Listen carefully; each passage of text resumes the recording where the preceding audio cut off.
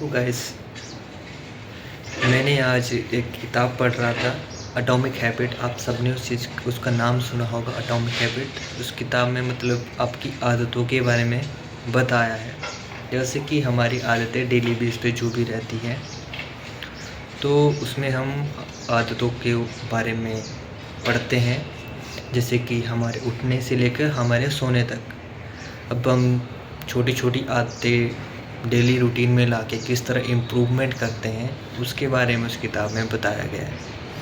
तो first of all the first thing उसमें आती है, that thing is you when you wake up you need to close your bed. जब आप उठते हो तो आपको अपने बेड को क्या करना होता है, क्लोज़ करना होता है।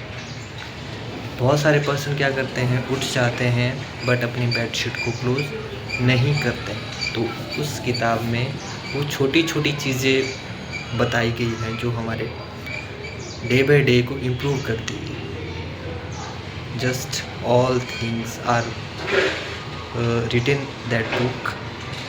सो उस किताब को आपको पढ़ना चाहिए, जो हमारे डेली बेस की आदतों को बताती है।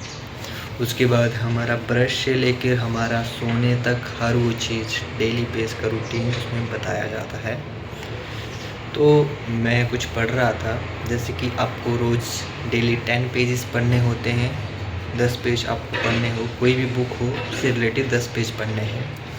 फिर उन बुक्स से रिलेटेड जो पेज आपने पढ़े हैं, उससे आपके अंदर क्या इम्प्रूवमेंट हुआ, उससे आपने क्या सीखा, व्हाट यू लर्न, वो हर वो चीज़ आपको एक कॉपी के अंदर नोट डाउन करनी है, लिखनी है। फिर उसको अपनी लाइफ में इम्प्रूव करने की कोशिश करनी है। मैंने एक यूट्यूबर से सीखा था। वो यूट्यूबर कह रहा था कि अगर आप कुछ भी सीख रहे हो, उसका फ़ायदा तभी है जब आप उस चीज़ को अपनी लाइफ में यूज़ कर रहे हो। जब तक आप उसको लाइफ में यूज़ नहीं करोगे तो आपको उस चीज़ का कोई भी बेनिफिट नहीं है। जस्ट उन चीज़ों को अपनी लाइफ में टेक ओवर लेना शुरू कर दो, तभी आपको उसका बेनिफिट होगा। अब मैं बुक्स तो पढ़ रहा हूँ बट मैं उसका अपनी लाइफ में यूज़ नहीं कर रहा हूँ, प्रैक्टिकली वे से यूज़ नहीं कर रहा हूँ। That's not good for me. I can't improve myself. If I want to improve myself, so I need to take over everything what is written in that book.